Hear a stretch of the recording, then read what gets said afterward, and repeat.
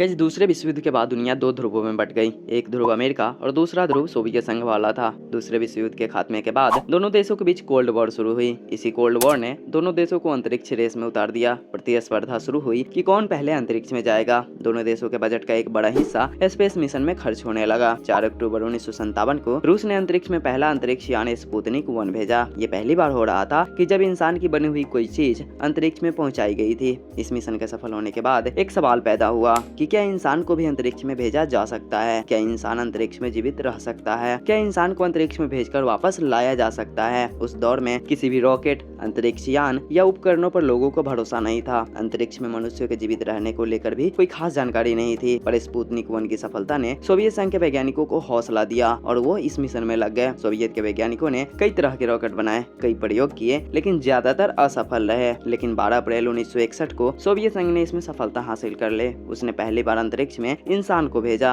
और अंतरिक्ष में जाने वाले पहले इंसान का नाम था यूरी गागरिन। ये अंतरिक्ष की लड़ाई में अमेरिका पर सोवियत संघ की बड़ी जीत थी। उनकी सकुशल वापसी ने तो इस जीत को निर्विवाद बना दिया था। उसके बाद अमेरिका और चीन ने भी अंतरिक्ष में इंसान भेजकर ये उपलब्धि हासिल की है। लेकिन इन 3 मुल्कों के अलावा और कोई देश इसमें कामयाब नहीं हो पाया है। भारत पहली बार इंसान को अंतरिक्ष में भेजने की तैयारी कर रहा है और इस मिशन को नाम दिया गया है गगनयान। और अभी कुछ दिनों पहले भारत सरकार यानी कि प्रधानमंत्री नरेंद्र मोदी गगनयान मिशन के तहत अंतरिक्ष में जाने वाले 4 यात्रियों के नाम की घोषणा भी कर चुके हैं। गगनयान मिशन के पीछे भारत की स्पेस एजेंसी इसरो की कड़ी मेहनत है। इसरो पिछले कुछ समय में 2 अहम स्पेस मिशन लॉन्च कर चुका है। पहला है चंद्रयान 3 और दूसरा है आदित्य L1। इन 2 बड़े मिशन की सफलता के बाद इसरो गगनयान मिशन को सफल बनाने में जुटा हुआ है। अब अगर बात करें कि आखिर ये गगनयान मिशन है क्या, तो आपको बता दें कि इस मिशन के तहत अंतरिक्ष यात्रियों को 400 किलोमीटर की कक्षा में भेजा जाएगा और 3 दिन बाद उन्हें वापस पृथ्वी में सफलतापूर्वक लाया जाएगा। ये मिशन कई चरणों में होगा। सबसे पहले एक मानव रहित मिशन को अंतरिक्ष में भेजा जाएगा। इसके सफल होने के बाद ही एस्ट्रोनॉट्स को अंतरिक्ष में भेजा जाएगा।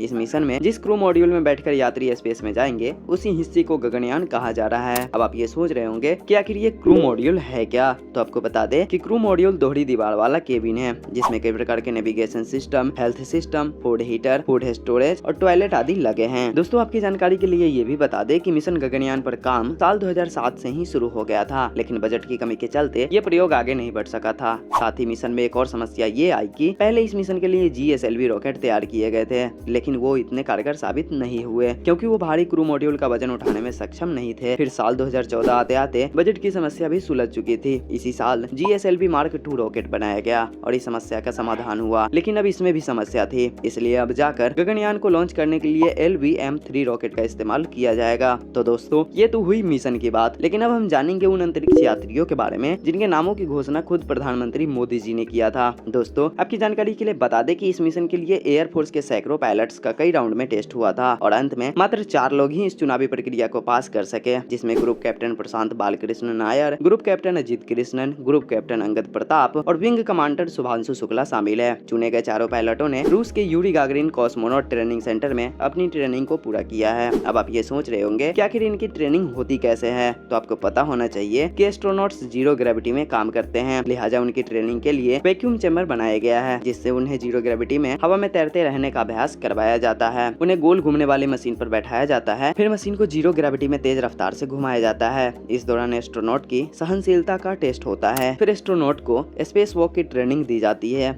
इस दौरान उन्हें एक बड़े से इंडोर पूल में चलाया जाता है। इस पूल का वातावरण बिल्कुल स्पेस जैसा बनाया जाता है। एस्ट्रोनॉट को इमरजेंसी लैंडिंग और रेगिस्तान में सर्वाइव करना भी सिखाया जाता है। एस्ट्रोनॉट को फिजिकल फिटनेस के साथ साथ मेंटल फिटनेस की भी ट्रेनिंग दी जाती है, जिससे किसी खतरनाक सिचुएशन में वो पैनिक न करे। असल में स्पेस जैसी सिचुएशन को सिमुलेट करके ही ट्रेनिंग दी जाती है, जिससे एस्ट्रोनॉट स्पेस में जाने पर रियल टाइम सिचुएशन के बारे में जानते हो। अंतरिक्ष में आने वाली दिक्कतों के साथ वापस आने पर दोबारा धरती के अनुकूल होने की भी ट्रेनिंग दी जाती है। इसरो के मानव मिशन गगनयान से जुड़े एस्ट्रोनॉट्स ने रूस के गुरुडोक शहर में 1 साल की ट्रेनिंग कोर्स को पूरा किया है और अब इन्हें बेंगलुरु के चलकेरे में बने ट्रेनिंग सेंटर में ट्रेनिंग दी जा रही है। स्पेस फ्लाइट प्रोग्राम से जुड़े इसरो के अलग अलग सेंटर से सारी सुविधाओं को एक छत के नीचे लाया गया है। स्पेसक्राफ्ट के क्रू, सर्विस मॉड्यूल से लेकर अंतरिक्ष यात्रियों के ट्रेनिंग और मिशन कंट्रोल इसी सेंटर में किया जाएगा। भारत का अपना खुद का एस्ट्रोनॉट सेंटर दुनिया में 6ठा स्पेस ट्रेनिंग सेंटर है। 27 फरवरी 2024 से भारत भी स्पेस की ट्रेनिंग देने वाले चुनिंदा देशों में शामिल हो गया है। पीएम मोदी ने तिरुवनंतपुरम स्थित विक्रम साराभाई स्पेस सेंटर में स्पेस इंफ्रास्ट्रक्चर से जुड़े प्रोजेक्ट्स का उद्घाटन किया था और गगनयान मिशन की जानकारी भी ली थी। साथ ही स्पेस में जाने के लिए चयनित 4 एस्ट्रोनॉट्स के नाम का ऐलान भी किया था। और अब अगर हम बात करें कि इस मिशन में अब तक क्या क्या हुआ है, है और आगे क्या होगा। तो आपको बता दूं कि फरवरी 2024 में इसरो ने इस मिशन में इस्तेमाल होने वाले क्रायोजेनिक इंजन का सफल परीक्षण कर लिया है और इस इंजन का एक हिस्सा है क्रू एस्केप सिस्टम। अगर आपात स्थिति में स्पेसक्राफ्ट में कोई खराबी आती है तो उससे निपटने के लिए यह सिस्टम लगाया गया है। इसरो ने अक्टूबर 2023 में इसका सफल परीक्षण किया था। अब जिस स्टेज में गगनयान मिशन पहुंचा है वो है अनमैन्ड फ्लाइट्स, यानी इसरो मानव रहित स्पेसक्राफ्ट को अंतरिक्ष में भेजेगा। अगर ये मिशन सफल रहता है तो इसके बाद चुने गए 4 पायलटों में से 3 को स्पेस में भेजा जाएगा। गगनयान मिशन और इसरो के बारे में आपकी क्या राय है हमें कमेंट करके जरूर बताइएगा और ऐसे ही नॉलेजेबल और इंटरेस्टिंग वीडियोस देखने के लिए वीडियो को लाइक और हमारे चैनल ज्ञान.in को सब्सक्राइब कर बेल आइकन कॉल पे जरूर सेट कर लीजिएगा, जिससे आगे आने वाले किसी भी वीडियो से आप अनजान न रहे।